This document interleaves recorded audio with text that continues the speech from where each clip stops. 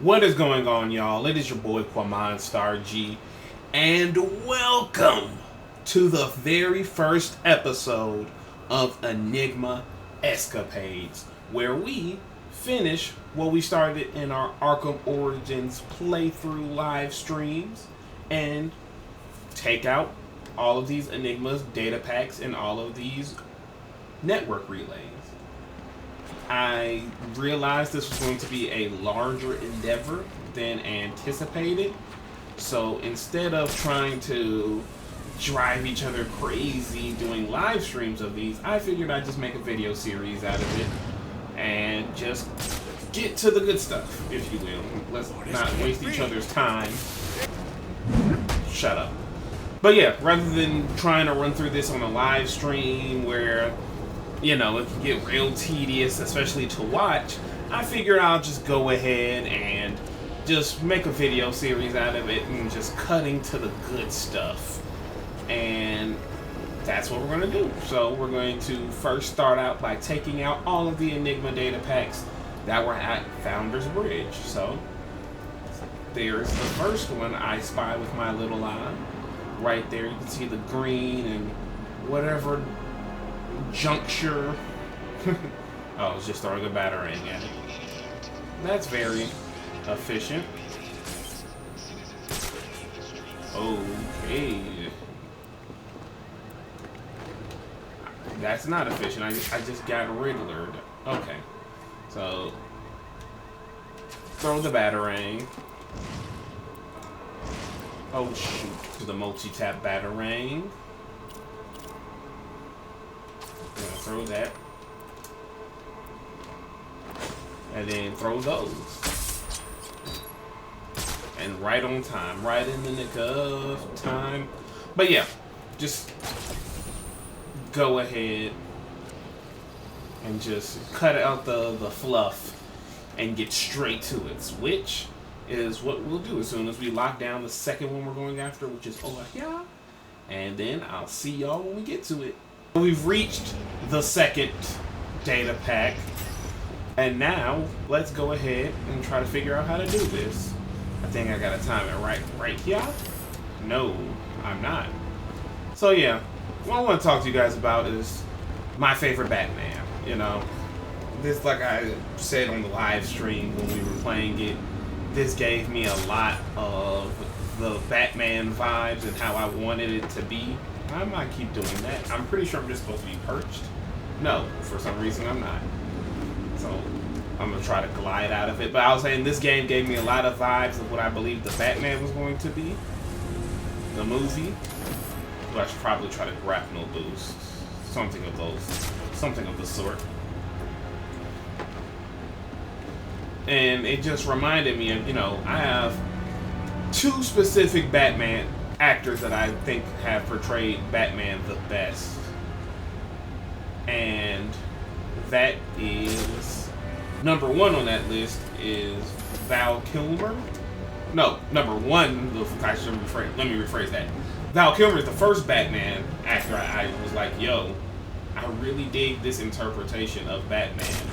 I know a lot of people, there we go. That was very lucky of me. I know a lot of people are going to be like, so, whoa, that's pretty crazy, Val Kilmer, but he was in Batman Forever. And, you know, that had its campy elements. That's where the series started to get a little bit too campy, which I guess.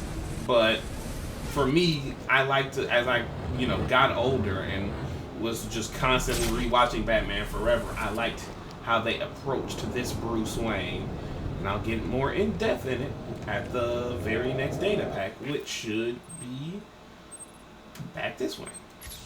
But yeah, I love the way how he approached this Bruce who was trying to understand these dreams he keeps having about the night his parents were murdered, and how he was trying to understand that, you know, at least in the theatrical cut, we're completely not even talking about the ideas that the Schumacher cut, released the Schumacher cut by the way, had in store, but just in vanilla, as I call it, Batman Forever, he had so, like, he was trying to fight this feeling that if he became happy, or if he finally stopped trying to avenge his parents' murder, you know, he would be, well, not stop trying to avenge it, but avenge it and then move on. He would be doing a disservice to their memory.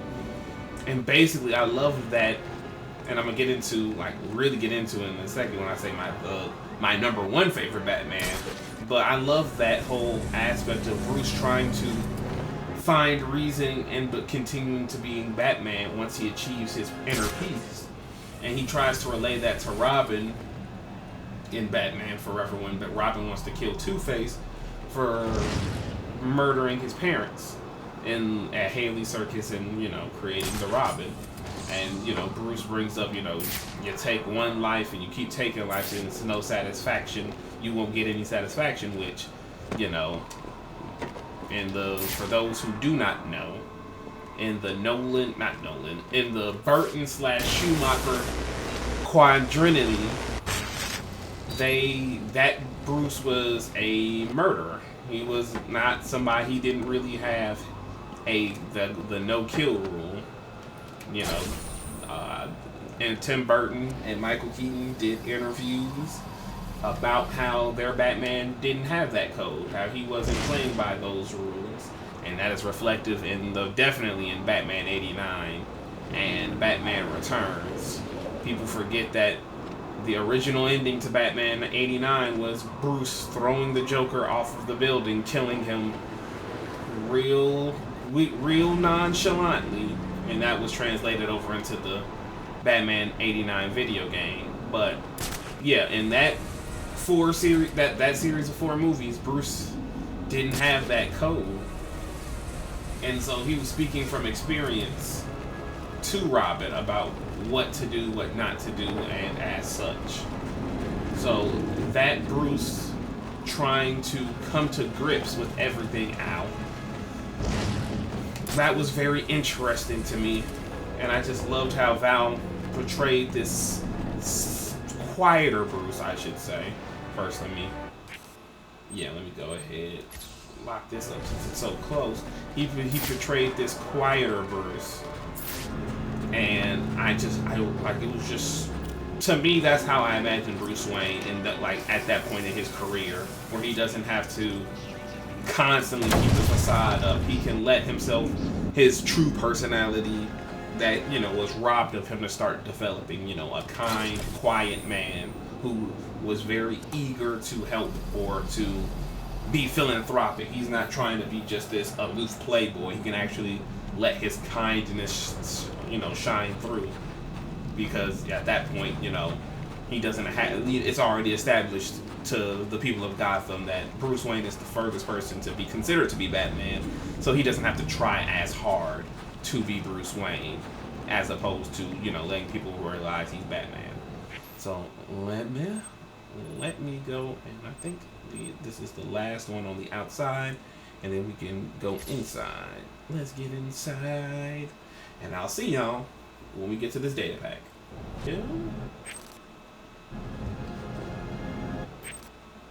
Yeah, okay, we got further to go. Came a little bit too early. That's what she said. But, so we found it, y'all. And we guys gotta go this way. Oh, shit. And then we go inside of the bridge.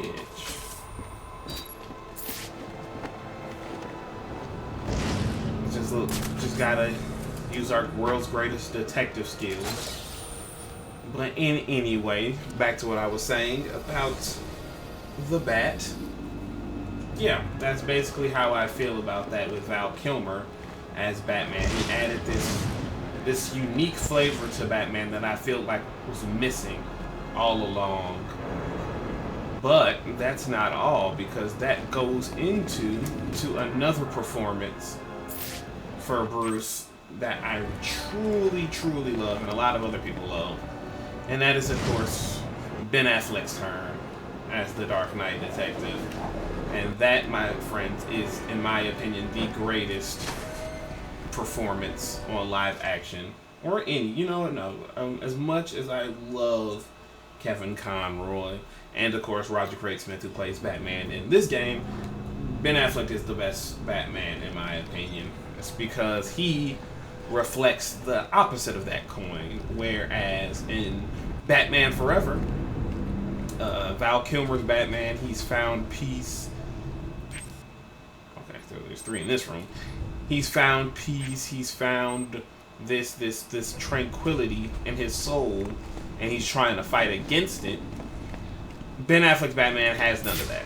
He has, like, none of that is applicable to him because he's just completely downtrodden, just completely out of it, you know, just done with everything in regards to being Batman.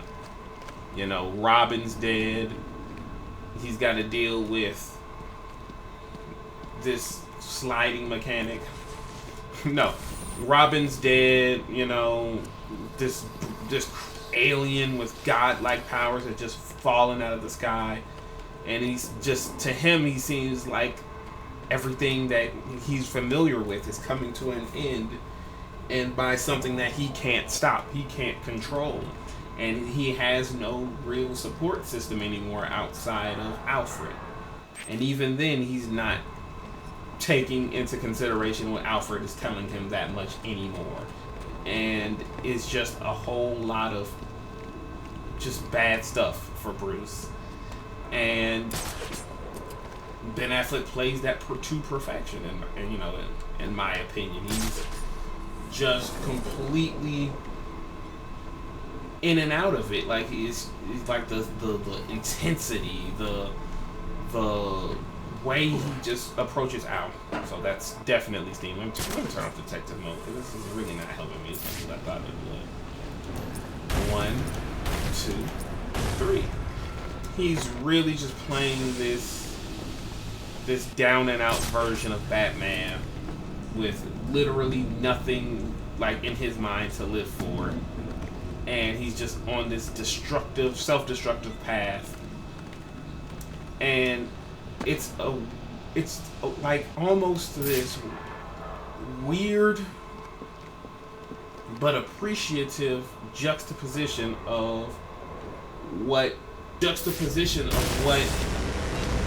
Val Kilmer was going through in Batman Forever, and that he was this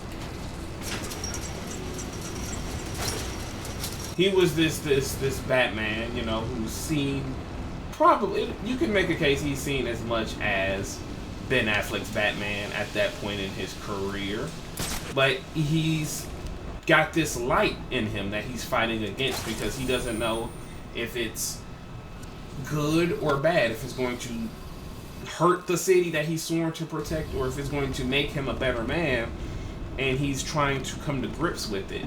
Whereas this Batman, you know, he doesn't have anything like that. He still he clearly isn't over his parents' murder at all in any capacity. He clearly doesn't have a support system he can rely on outside of the only man he's known since he was a child. And most importantly, he's in this brave new world that's, you know, he can't comprehend anymore. He can't seem to acknowledge it's this great change happening. And his first train of thought is to treat it as a threat. And treat it as not just a threat, that's an understatement. To treat it like it's the end of the world. And he then just keeps going further and further down this rabbit hole that ultimately, you know, leads to not a horrendous, well, yeah, it's pretty horrendous because Superman ends up dying, but just leads to this whole situation where it's just not good. It scares Bruce. It scares him that he's in this crazy new world. It scares him that he's not, like, it's all so unfamiliar to him. All of these things scare him insurmountably. And so he's just lost in everything. And I feel like those two iterations of Batman, the Batman Forever version and the BVS version. They each, in my opinion, operate in the same space of, like, they operate in the same duality of space, if that makes sense. They each operate in a plane that, if you just the same coin, they each operate on the same coin, but they're just different sides. It's one Batman trying to piece together everything, try to piece together this brave new change and understand if it's good or bad. And one side takes this change and treats it as a good, and the other side treats it as a bad change. And ultimately, you go, folks, you just have to go a little bit further down. But yeah, basically how they each cope with it, and how they each have to deal with everything that these large grandiose changes in their lives. So that's certainly a major turning point in each of their careers as Batman. But something I have, while I'm doing all of that grappling, unnecessary grappling, one thing I have yet to speak on is just how different each of those situations are, because while they both represent, a major change in the life of Bruce Wayne and the career of Batman, they are vastly different. And let me explain. So, Batman Forever, the spurn of that change for Bruce is based off of love. And seeing it happen again with Dick Grayson and everything. And both of those situations present Bruce with not only happiness, but closure. Happiness with the incomparable Dr. Chase Meridian, a.k.a. Miss Nicole Kidman. But also with closure with helping Robin, Dick Grayson, Chris O'Donnell, help him understand that vengeance isn't the way. Vengeance is not going to give him what he wants. It's not going to give him the closure he needs, he deserves. And he feels like both of those situations are leading him into this mindset of I thought something else was going to open up there. Lead him to this mindset of forgetting about his family, and lead him to this mindset of not wanting to be Batman. And it does. Yeah, it absolutely does, because he ends up quitting being Batman. He ends up quitting being Batman. Well, as short as it was.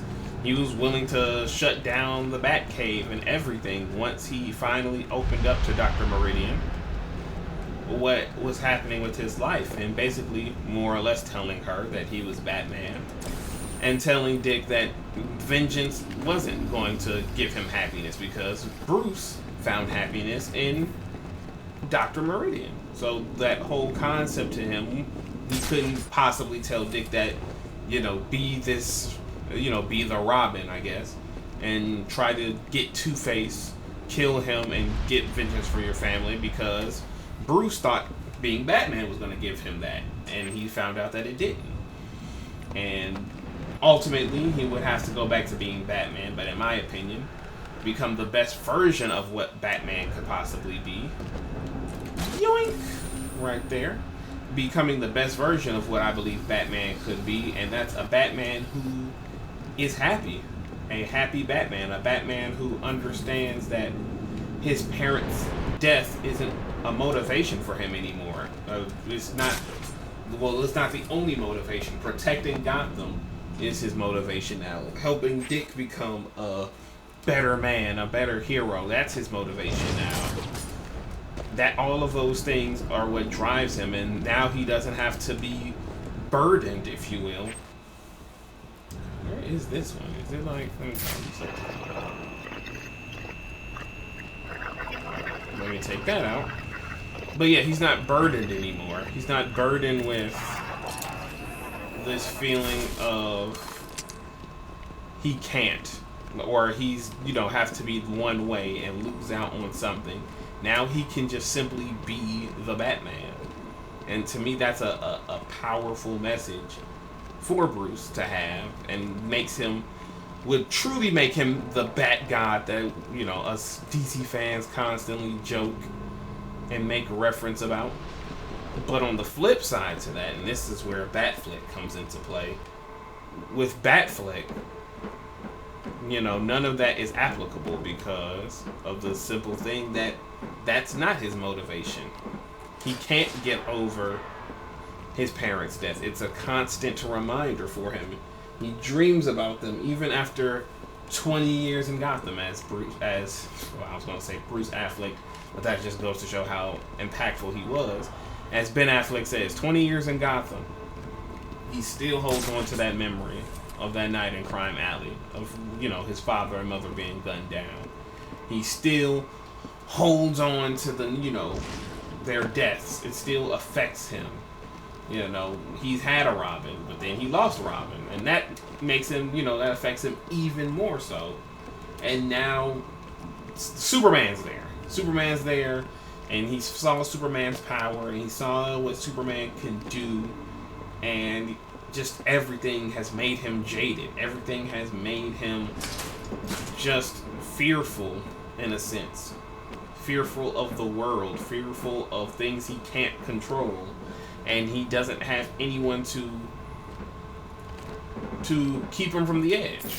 He doesn't have anyone to reel him in. He doesn't have anyone to tell him, no, Bruce, that we can be better. We can do better. Except for Alfred, and even then, that's not a guarantee that that'll work, that he'll listen to Alfred, that he'll receive the teachings of Alfred, and what they'll give him. He's still very combative. We see that in his epic monologue about why he has to go to war with Superman, why he has to try to take him out, why he gets manipulated by Lex Luthor, and that is his ideology that even if there's a 1% chance that this guy is an enemy, you have to take that because of how dangerous he perceives him to be. And that comes from all of these years. So we're just about through here, folks. But yeah, everything about what happened with Superman and everything, that comes from him being in Gotham for 20 years and no reprieve. And it's completely sad to see that happen and him be so just burnt out on everything.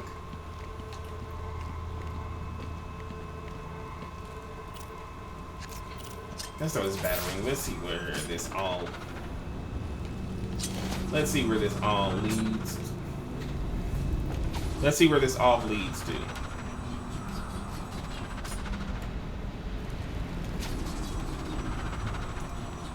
Okay, so there's obviously a breakable door.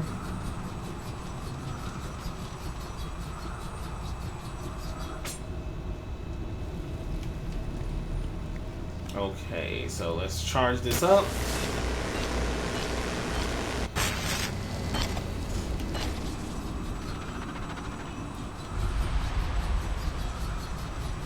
Basically what I'm getting at. Oh, right. You're right, I forgot the time slow down. Basically what I'm getting at is that is a Bruce who has no happiness in his life. Has no one to confide in, no one to put things into perspective to help him put things into perspective, like a Dr. Chase Meridian or a Robin, where he's just so alone and so broken that he just has to do things his way, or feel like it's only this one way you can do it. Cash. And as a result, you get the events of BVS. And that's everything in Pioneer's Bridge.